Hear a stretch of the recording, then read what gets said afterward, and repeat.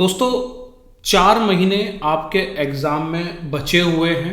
अप्रैल, मई, जून, जुलाई, 4 महीने में इस एग्जाम को कैसे क्रैक करोगे, क्या पढ़ना है क्या नहीं पढ़ना है, आप जो पढ़ रहे हो वो सही पढ़ रहे हो, आपकी स्ट्रेटेजी क्या होनी चाहिए, आप अलग अलग तरीके के स्टूडेंट की जो कैटेगरी है उन सभी स्टूडेंट के अकॉर्डिंग अप्रैल में किसको क्या पढ़ना है, मई में किसको क्या पढ़ना है, जून में, जुलाई को कैसे डिवाइड करना है, सब इस वीडियो में मिलेगा। इस वीडियो को बस कंप्लीट देखना है, मैं आपको पूरी स्ट्रेटेजी समझाने वाला हूं। नमस्कार दोस्तों, मैं रे आप सभी का स्वागत करता हूं आपके प्यारे प्लेटफॉर्म अचीव सीएपीएफ सीडीएस पर। दोस्तों इस टेबल में मैंने कोशिश की है सभी कैटेगरी के स्टूडेंट सभी मंथ के अलग अलग टाइम पर डिवाइड करके समझाने की।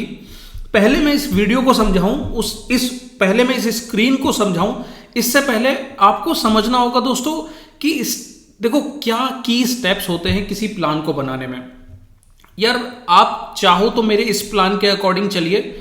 यहां पर मैंने ना इस बार जो प्लान रखा है वो बहुत रिजिड नहीं रखा है कि आपको इस दिन ये रखना है, इस दिन ये रखना है, उस दिन वो रखना है। मैंने थोड़ा सा माइंडसेट समझा है कि कितने टाइप के स्टूडेंट होते हैं, मैं आपको सब समझाऊंगा। सबसे पहले ना की स्टेप समझिए कि कोई भी प्लान अगर बनाना होता है ना उसके 4 की प्लान होते हैं दोस्तों, ठीक है, 4 स्टेप्स होते हैं। कोई भी प्लान अगर बनाना है, आप अभी कोई भी प्लान बनाने बैठोगे उसके 4 स्टेप होंगे, ध्यान रखना। स्टेप 1 क्या कहता है दोस्तों? स्टेप 1 कहता है कि भाई सिलेबस कंप्लीट कर ले, कुछ भी कर, सबसे पहले सिलेबस तो कंप्लीट कर ले। तो याद रखना हमारा जो स्टेप 1 है दोस्तों, हमारा स्टेप 1 क्या कहता है? स्टेप 1 कहता है कि sir please complete the syllabus. अब आपकी जो भी स्ट्रेटेजी रही होगी ना, या बना रहे होगे या फिर जो मैं दिखाऊंगा, उसमें हमारा पहला स्टेप रहेगा कंप्लीट द सिलेबस। स्टेप 2 क्या कहता है? Reverse engineering. देखो ये ब्लूप्रिंट है जो मैं आपको आगे एक स्ट्रेटेजी के रूप में दे रहूंगा। स्टेप 2 क्या है? Reverse engineering. यानी कि देखो सिलेबस कंप्लीट करने के बाद ना मुझे करना है रिवीजन। अब जो बच्चे होते हैं ना, मतलब मैं कहूंगा नादान बच्चे, वो बिल्कुल अंधभक्तों की तरह रिवीजन करते हैं। अंधभक्त कैसे करता है रिवीजन? कि भाई आपने सिलेबस कंप्लीट करा, सिलेबस कंप्लीट करने के बाद तुरंत से वही गधा मजदूरी में लग जाएगा कि चलो अब फिर से किताब उठाओ और फिर से रिवीजन चालू करो। किताब पढ़ी, फिर दोबारा किताब पढ़ी, फिर दोबारा किताब पढ़ी। देखो बहुत अच्छी बात है, टॉपर्स ने कहा है कि 4 बार, 5 बार, 10 बार एक एक किताब को 10 बार पढ़ जाओ। पर मेरे भाई टॉपर ने एक बहुत अच्छी चीज भी कही है कि प्रीवियस ईयर क्वेश्चंस भी तो देख ले, ठीक है, पीवाईक्यूज भी तो देख लो। तो यहां याद रखना, यहां हम फॉलो करेंगे रिवर्स इंजीनियरिंग का प्रोसेस हमारे रिवीजन के लिए, जहां पे हम पीवाईक्यूज, मैं पहले पीवाईक्यू देखूंगा फिर ले जाऊंगा उसे अपने सिलेबस को कंप्लीट करने के लिए। मतलब मैं पहले प्रीवियस ईयर सॉल्व करूंगा। फॉर एग्जांपल जैसे मैंने लास्ट टाइम आपको एक सॉइल का टॉपिक दिया। अब देखो सॉइल आपने पहले पढ़ लिया, पर आप दोबारा जब रिवाइज करने जाओगे ना तो सॉइल के सभी प्रीवियस ईयर क्वेश्चंस को सॉल्व कर लेना, सभी पीवाईक्यू को पहले। अब जैसे ही पीवाईक्यू सॉल्व करोगे तो आपको आइडिया लग जाएगा कि मेरा जो पहली रीडिंग थी वो कितनी अच्छी थी भी या नहीं, मैंने कितना चीजों को छोड़ा है, कितना मिस किया है। तो वहां से आप ना फिर जाकर जाना अपने रिवीजन वाले पार्ट पे, फिर जाकर उसे चैप्टर को रिवाइज करना, ठीक है। चलो आगे बढ़ते हैं। अब देखो जब आपने रिवर्स इंजीनियरिंग कर ली, प्रीवियस ईयर क्वेश्चंस कर लिए, उसके अकॉर्डिंग अपना सिलेबस रिवाइज कर लिया, अब आपको करना है अपनी प्रिपरेशन के गैप्स को फिल। अपनी प्रिपरेशन में जो गैप होंगे फिल करने हैं, वो कैसे करोगे? वो करोगे दोस्त आप एक टेस्ट सीरीज से। आप कोई टेस्ट सीरीज जिस पर आपको भरोसा हो, जो आपके एग्जाम के पैटर्न को समझ के एक अच्छी टेस्ट सीरीज आपको लाकर दे, वो आपको लगानी है। उसे लगाकर आपको समझना है कि आप कहां पर अभी भी लैग कर रहे हो। देखो टेस्ट सीरीज में ना एक बहुत बड़ी गलती है जो बच्चे करते हैं। वो क्या गलती है? मेरी बात को बहुत ध्यान से सुनना। बच्चे क्या है कि जब क्वेश्चंस अटेम्प्ट करते हैं ना, तो उसमें दिया गया जो कंटेंट है ना, उस कंटेंट को निकालकर अपने नोट्स में लिखना शुरू कर देते हैं। सर ये बहुत बड़ी एक गलत मिस्टेक है, ठीक है, एक गलती है जो हम लोग करते हैं कि किसी का जो उसने टेस्ट दिया है उस टेस्ट में मिलने वाली गलतियों के नोट्स बनाना। सर इसमें अपना टाइम खराब ना करें, अपना वक्त जाया ना करें, क्योंकि कोई नहीं जानता कि आपके पीछे जो टेस्ट सीरीज आपको दी जा रही है वो कौन बना रहा है। वो क्या उतनी रिलेवेंट हैं कि मैं उसके नोट्स भी ऐड जाकर बनाऊं? तो ये नोट्स वाली गलती कभी मत करना टेस्ट सीरीज को लेकर। करना क्या है, सिर्फ टेस्ट सीरीज लगाओ, उसे लगाने के बाद कोई टॉपिक आपको लग रहा है कि यार ये, मान लो मैं सॉइल का ही नाम एग्जांपल लेता हूं कि सॉइल पे कोई क्वेश्चन आया और वो क्वेश्चन आपसे गलत हो गया, ठीक है, आपने मिस्टेक कर दी या फिर आपको ध्यान नहीं आया, तो आपको यहां से ये समझना है कि यार ये अभी भी मेरी प्रिपरेशन का एक हर्डल बना हुआ है, एक गैप है जो मुझे फुलफिल करना है। और वो फुलफिल कैसे करोगे? फिर से जाओ अपने सिलेबस पे और उसको रिवाइज करो। मतलब ये एक टूल है आपके रिवीजन शेड्यूल को और बेहतर बनाने के लिए, ठीक है। और लास्ट में आता है sir high yielding revision, high yield revision topics. अब ये हाई यील्ड रिवीजन क्या है? देखो, इसके दिन मैं आपको बताऊंगा कि आपको कितने दिन देने हैं। ये सारे जो 4 स्टेप्स है ना, इनको कितना कितना टाइम देना है वो मैं अभी नेक्स्ट स्लाइड में बताऊंगा। बस एक ब्लूप्रिंट में आपको समझा रहा हूं। हाई यील्ड रिवीजन में दोस्तों प्रीवियस ईयर क्वेश्चंस को अटेम्प्ट करने के बाद, टेस्ट सीरीज को अटेम्प्ट करने के बाद आपको इतना तो समझ में आ गया कि यार ये कुछ ऐसे टॉपिक हैं जो पीवाईक्यू में भी रिपीट हो रहे हैं और एक समझदार आदमी टेस्ट सीरीज में भी रिपीट कर रहा है।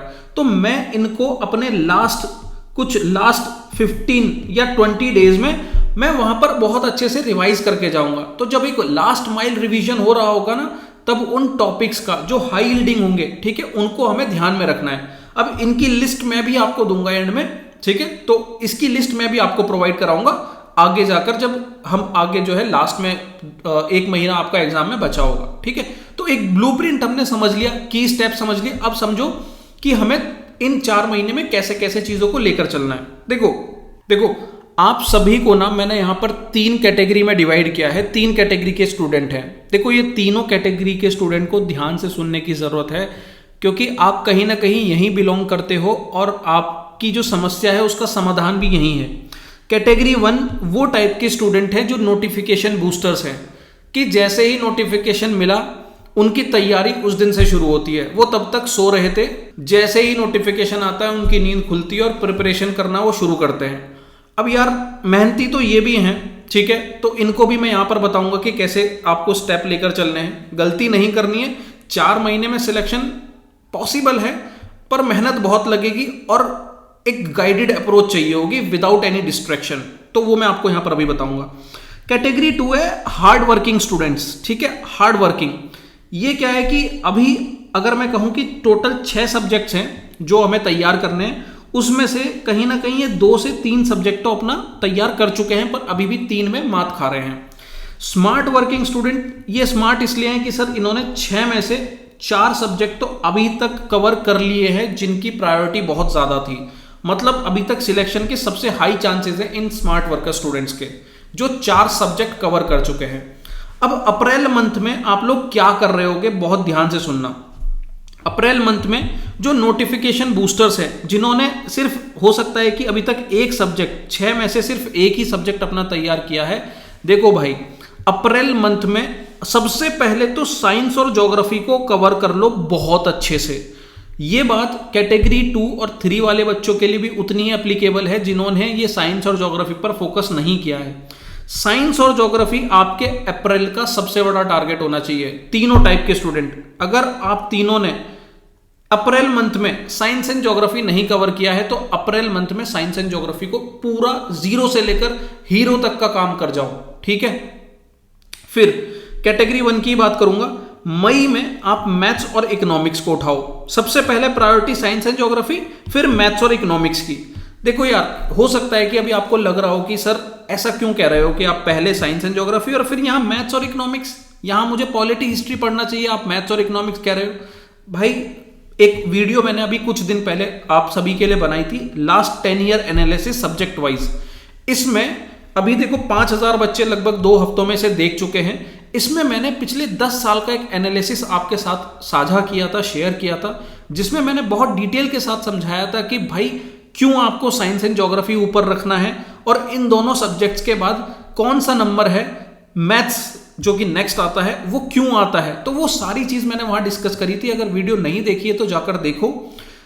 तो आपका जो अगला सब्जेक्ट होना चाहिए ना, वो मैथ्स और इकोनॉमिक्स होना चाहिए। तो मई का महीना पूरा मैथ्स और इकोनॉमिक्स को कवर करने में लगा दो, ठीक है।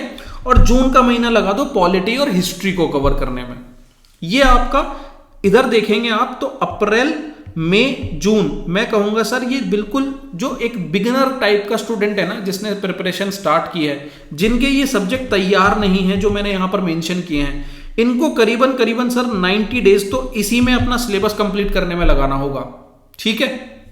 अब कैटेगरी 2 का बच्चा क्या है? कैटेगरी 2 का बच्चा वो शानदार बच्चा है जो ज्योग्राफी और साइंस की समझदारी तो जानता है कि यार ये इंपॉर्टेंट सब्जेक्ट है, मैं तैयार कर लेता हूं, पर उसने अभी हो सकता है कि ये बेवकूफ़ी मैथ्स और इकोनॉमिक्स, जो कि दोनों ही ज़रूरी सब्जेक्ट हैं, वो नहीं किए हैं। ठीक है। तो अप्रैल मंथ में मैथ्स और इकोनॉमिक्स को कवर करना। ठीक है। उसके बाद मई में पॉलिटी और हिस्ट्री, अगर ये कवर कर रखा है पॉलिटी हिस्ट्री, और अगर कोई दूसरा सब्जेक्ट है जो नहीं कर रखा है तो वो करना है। यानी कि कैटेगरी 2 का बच्चा 60 दिनों में, अगर मैं कह रहा हूं कि यहाँ 90 डेज हमें, देखो मैं इसको थोड़ा सा क्लीन कर लेता हूं। अब देखो, अगर मैं कह रहा हूं कि यहां मेरा कैटेगरी 1 का बच्चा 90 डेज में अपना सिलेबस कंप्लीट कर रहा होगा, क्योंकि इसकी तैयारी कुछ ऐसी है, तो भाई आप जो कैटेगरी 2 के बच्चे हो वो अपना सिलेबस 60 डेज में कंप्लीट करोगे। सिर्फ आपके पास 60 डेज है। ठीक है। और जो कैटेगरी, जो लास्ट कैटेगरी का बच्चा है कैटेगरी 3, जिसे मैं स्मार्ट स्टूडेंट समझ रहा हूं, भाई आपको मेरी इज्जत रखनी होगी, आपको स्मार्ट बोल रहा हूं, आपको 30 डेज में अपना सिलेबस कंप्लीट करना है। सिर्फ 30 डेज है, क्योंकि आपको मैंने स्मार्ट कैटेगरी में इसलिए रखा है, आप एटलीस्ट 4 सब्जेक्ट तो अपने कवर कर चुके हो, सिर्फ बचे हैं तो 2, और वो 2 हो सकता है कि मैथ्स इकोनॉमिक्स हो सकता है कोई और हो। मैंने यहाँ पर एक हाई पॉसिबिलिटी के साथ सब्जेक्ट रखा है, क्योंकि मुझे मालूम है ज्यादातर बच्चे यही चीज है जो छोड़कर जाते हैं, और ये छोड़ने वाली चीजें नहीं है भाई।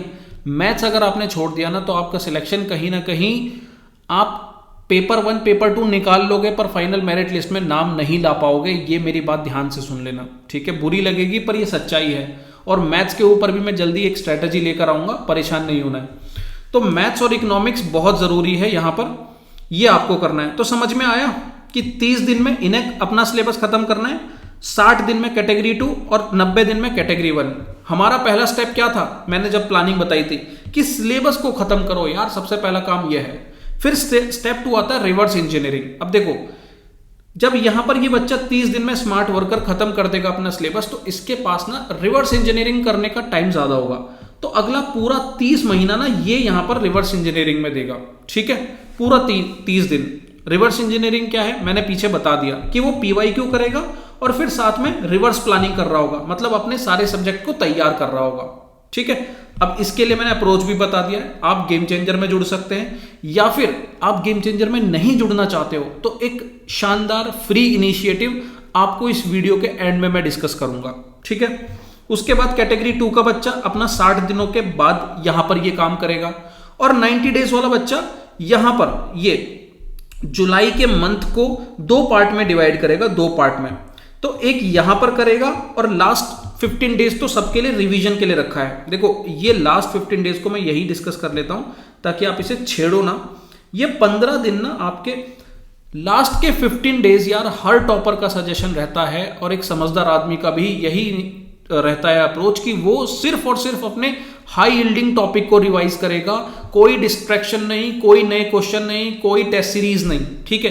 सिर्फ और सिर्फ लास्ट टाइम रिवीजन में अपनी बुक्स उठानी है, टॉपिक्स जो मैंने कहीं लिखे हुए हैं उन्हें रिवाइज करना है। ठीक है। मैंने क्या बताया था इधर, आपको ध्यान होगा, ये देखो यहां पर मैंने बताया था ना, ये step 4 high yielding revision, step 1 complete syllabus. अब बचे हैं बीच के 2 स्टेप जो मुझे आपको यहां पर समझाने हैं। देखो, इधर क्या है कि ये हमारा बिल्कुल जो नया बच्चा है, इसके पास सिर्फ ये 15 दिन है PYQs और रिवर्स प्लानिंग करने के लिए। तो देखो, यहां 15 दिनों में अगर आप जो नए स्टूडेंट होंगे, भाई इतना आसान नहीं होगा आपको ये 15 दिनों में इसे यूटिलाइज करना। तो आप लोग ना, मैं आपको एक अप्रोच बताऊंगा इस वीडियो के एंड में। मैं खुद का अपना एक फ्री इनिशिएटिव आप सभी के साथ इनिशिएटिव लेकर आऊंगा हमारे टेलीग्राम चैनल पर। इस वीडियो के एंड में मैं उसका डिस्कशन करूंगा, उसको ध्यान से सुनना। ठीक है। मेरे साथ टेलीग्राम पर जुड़ो। 1 अप्रैल से आपकी तैयारी की जिम्मेदारी मैं लेता हूं। बस जितना मैं कहूं उतना कर लेना, आपका सिलेक्शन हो जाएगा। ठीक है। उतनी मेहनत कर लेना बस।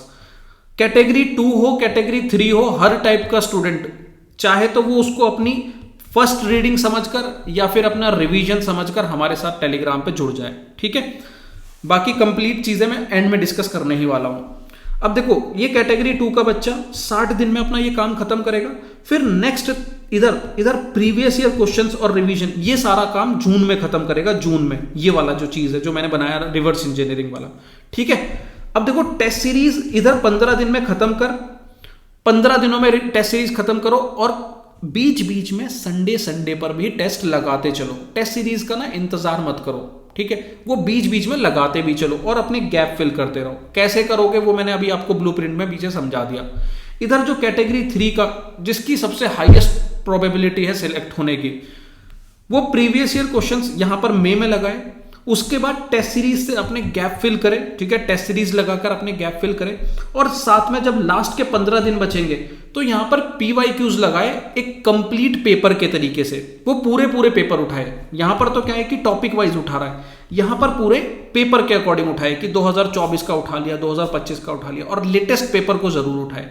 तो ये पूरा है एक सिस्टम, एक सिलेबस, एक माइंड मैप जो आपको ध्यान में रखना है हर टाइप के स्टूडेंट को, चाहे वो कैटेगरी 1 का स्टूडेंट हो, चाहे वो कैटेगरी 2 का स्टूडेंट हो। और ये लास्ट टाइम रिवीजन की इंपॉर्टेंस दिमाग में सेट करके रखना, इसको किसी भी और चीज से छेड़छाड़ मत कर देना कि एंड में टेस्ट लगाने बैठ गए, एंड में अपने बैकलॉग कवर करने लग गए। नहीं भाई, जितना कर लिया बस कर लिया, अब जाकर उसको रिवाइज करो, कंसोलिडेट करो। ये बात समझ में आ गई। अब मैं बात करता हूं उस प्रोग्राम की जो मैं आपको बताने वाला था।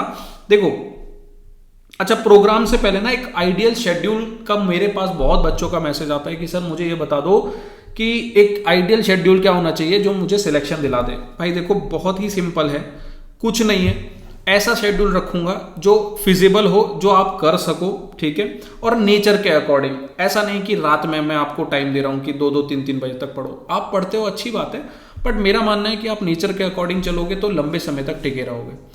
तो नेचर क्या कहता है कि सुबह हुई, सूरज उगा, आपको है जगना। अब आप जगोगे कितने बजे? 5 बजे जग जाओ, 5:30 बजे जग जाओ। पहला स्लॉट रखो 6 से 9, स्लॉट 1, 3 घंटे का 6 से 9, ठीक है।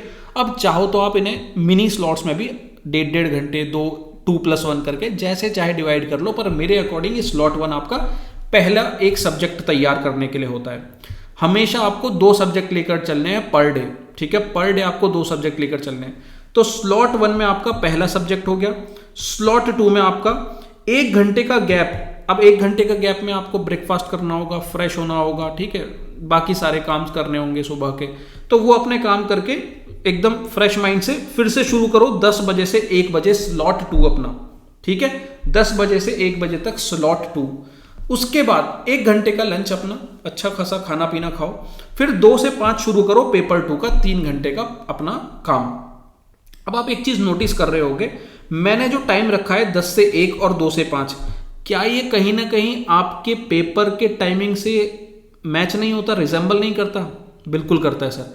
ये जो सिस्टम मैंने बनाया है ना, वो इसी चीज को ध्यान में रखते हुए बनाया है कि भाई जिस समय आपका पेपर होता है एक्चुअल एग्जाम में, आपका माइंड उस समय एकदम एक्टिव होना चाहिए। यानी कि जब वो 10 से 1 पर आपको वहां पर एग्जाम हॉल में पेपर दे रहा होगा, तो आपका माइंड चल रहा होगा, आप लिथार्ज नहीं फील कर रहे होगे, क्योंकि आपका सिस्टम ही ऐसा है, आपका शेड्यूल ही ऐसा है।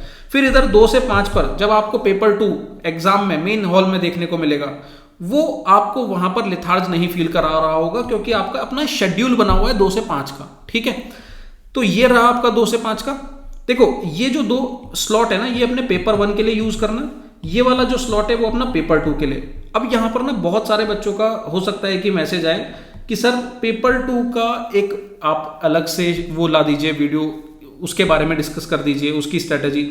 यार पेपर 2 की ना मतलब बहुत ऐसा कुछ अलग से स्ट्रेटेजी नहीं है, मतलब जिसमें अलग से कुछ डिस्कस किया जाए। पेपर 1 में सब्जेक्ट्स बहुत सारे होते हैं, वास्ट सिलेबस है, इसी वजह से वहां जरूरत पड़ती है। पेपर 2 में आपको देखो यार कुछ नहीं करना है, मेरी बात को बहुत ध्यान से सुनना, कुछ नहीं करना है। एक तो सिलेबस, अपना सिलेबस पेपर 2 का वो याद रखो, ठीक है, पेपर 2 का सिलेबस याद रखो। अब आप कहोगे कि सर पेपर 2 का सिलेबस क्या है, हमें तो वही नहीं पता। आपकी भी गलती नहीं है, क्योंकि यूपीएससी ने सिलेबस दिया नहीं है। क्या करिए, हमारे टेलीग्राम ग्रुप पर जाइए, अचीव CAPF टेलीग्राम का नाम है, वहां पर आपको पूरा का पूरा सिलेबस 18 थीम्स में, सर 18 थीम्स के अंदर ये पूरा सिलेबस हमने डिवाइड किया हुआ है, 18 थीम्स के अंदर पूरा सिलेबस डिवाइड किया हुआ है, पूरे प्रीवियस ईयर क्वेश्चंस के डिवीजन के साथ। आपको वहां पीवाईक्यूज का डिवीजन भी मिल जाएगा, 18 थीम्स भी मिल जाएंगी। इन थीम्स पर ना अपना कंटेंट तैयार कर लो, बहुत शानदार कंटेंट, और वो भी बहुत ज्यादा नहीं।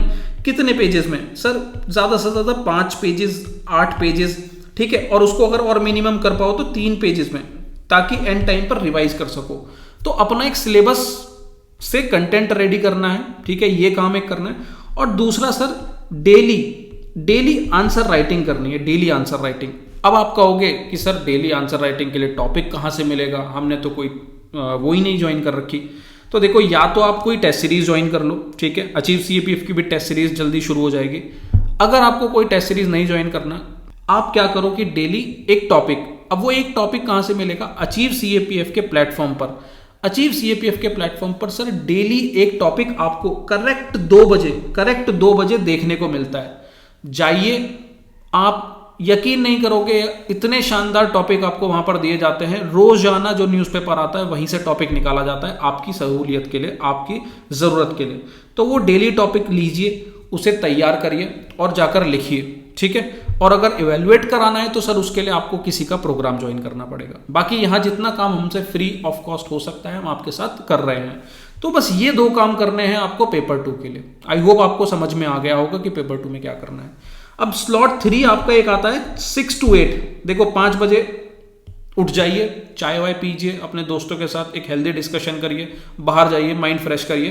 देन उसके बाद 6 to 8 एक स्लॉट 3 बनाइए 2 घंटे का। अब ये स्लॉट 3 क्या है? ये एक तरीके से बैकलॉग का स्लॉट है, बैकलॉग कवर करने का। आपका पूरे दिन में कुछ भी जो बैकलॉग बना है, देखो अपना ये स्लॉट खराब नहीं करना है कि 1 में मैंने अगर एक कोई सब्जेक्ट डिसाइड किया है, मान लीजिए साइंस, तो मैं इसे सिर्फ साइंस को ही डेडिकेट करूंगा और मैं जाकर फिर 10 बजे से अगर दूसरा स्लॉट मान लीजिए ज्योग्राफी किया है तो ज्योग्राफी पढ़ूंगा। अब अगर मेरा कुछ चीज मिस हो जा रहा है तो मुझे पता है कि मेरा एक शाम का स्लॉट है जो बैकलॉग स्लॉट है, तो मैं उसमें जाकर कवर कर लूंगा। तो इसीलिए ना एक ये बफर बनाया हुआ है हमने, वो बहुत जरूरी है। और 8 बजे के बाद अपना जाकर लंच करिए, लंच करने के बाद फिर से 2 घंटे का एक स्लॉट बनाइए। अब इस 2 घंटे के स्लॉट को, सर ये 2 घंटे का स्लॉट बहुत जरूरी है। क्यों? क्योंकि इस 2 घंटे के स्लॉट में आप करेंगे करंट अफेयर्स। आप क्या करेंगे? करंट अफेयर्स, ठीक है, वो बहुत जरूरी है। लास्ट 10 ईयर के एनालिसिस को ध्यान से देखना तो समझ में आएगा कि करंट अफेयर की इंपॉर्टेंट क्या है। दूसरी चीज, आप यहां पर स्टार्ट करेंगे अपनी मैथ्स की रेगुलर प्रैक्टिस इस 2 घंटे में। तो यहां पर आप कभी करंट अफेयर कर रहे होंगे, कभी ऑल्टरनेट डेज पर मैथ्स कर रहे होंगे। मैथ्स की सर बहुत बड़ी इंपॉर्टेंस है। मैथ्स आपके इस समय सिलेक्शन कराने में एक बहुत बड़ा रोल प्ले कर रहा है, जितना साइंस ज्योग्राफी कर रहा है, ठीक है। मैं 10 ईयर के एनालिसिस में इस पर डिस्कस कर चुका हूं। तो सर ये आपका कुछ एक सिलेबस वो रहने वाला है, आपका एक आइडियल शेड्यूल जो आपको फॉलो करना है, ठीक है। आई होप आपको ये पसंद आए, ठीक है, किस तरीके से टाइमिंग हमने रखी है। लास्टली सर ये है टेलीग्राम ग्रुप, इस पे आपको हर चीज देखने को मिल जाएगी। आपको जो चाहिए, आपको न्यूज़पेपर क्या पढ़ना है वो आपको देखने को मिलेगा। आपको करंट अफेयर कौन कौन से अटेम्प्ट करने हैं वो आपको देखने को मिलेगा। करंट अफेयर से रिलेटेड सर आपको मैं और बता दूं कि हमारा एक इंस्टाग्राम आईडी अचीव सीएपीएफ, उसको ज्वाइन कर लो। वहां डेली हम 5 इंपॉर्टेंट करंट अफेयर के पोस्ट वहां पर डालते हैं जो आपके एग्जाम के लिए बहुत जरूरी है, उसे आप ज्वाइन कर लीजिए। अब ये टेलीग्राम क्यों ज्वाइन करना है? क्योंकि मैंने आपको बताया था ना कि स्टार्टिंग में 3 कैटेगरी के स्टूडेंट हैं और जो पहले कैटेगरी के स्टूडेंट हैं वो भरोसा छोड़ दें हमारे ऊपर अपनी प्रिपरेशन का। मैं आपकी प्रिपरेशन पूरी बढ़िया करा दूंगा। 1 अप्रैल से हमारा अपना एक फ्री इनिशिएटिव यहां पर स्टार्ट होने वाला है। सर मैं आपको रेगुलर टारगेट देकर पूरा का पूरा सिलेबस कंप्लीट करा दूंगा। 1 अप्रैल से हमारा एक प्रोग्राम स्टार्ट होगा, ठीक है। आप हमारे इस टेलीग्राम चैनल पर अचीव सीएपीएफ सर्च करिएगा, यहां पर जाकर जुड़ जाइए।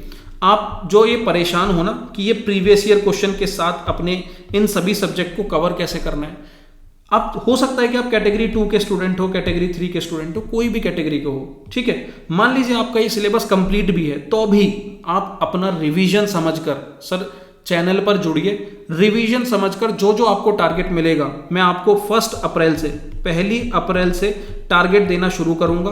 वो टारगेट मैं आपको मॉर्निंग में या जैसे भी रहेगा मैं आपको प्रोवाइड कराऊंगा। देन उसकी प्रीवियस ईयर क्वेश्चन के बेसिस पर क्विज दूंगा, आप क्विज लगाओगे और फिर से एनालाइज करोगे, रिवर्स प्लान करोगे कि यार कितना चैप्टर मेरा तैयार हुआ है या नहीं हुआ है, ठीक है, और उस कंक्लूजन के बेसिस पे अपनी फिर से उस चीज को रिवाइज कर रहे होगे।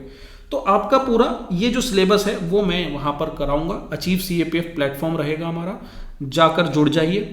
तो दोस्तों ये है हमारी पूरी कंप्लीट प्लानिंग इन 120 डेज की। आई होप आपको ये प्लानिंग अच्छी लगेगी, और अगर इसमें कोई भी डाउट है, कोई इम्प्रूवमेंट है, कोई सजेशन है, आप हमें कमेंट सेक्शन में बता सकते हैं। आई होप आपकी प्रिपरेशन इसके बाद और बेहतर हो और इम्प्रूव हो, यही हमारी उम्मीद है, यही हम प्रे करते हैं। ठीक है दोस्तों, मिलते हैं फिर एक और बेहतर शानदार अगली वीडियो में। तब तक के लिए अपना ध्यान रखिए, मुस्कुराते रहिए, पढ़ते रहिए। जय हिंद।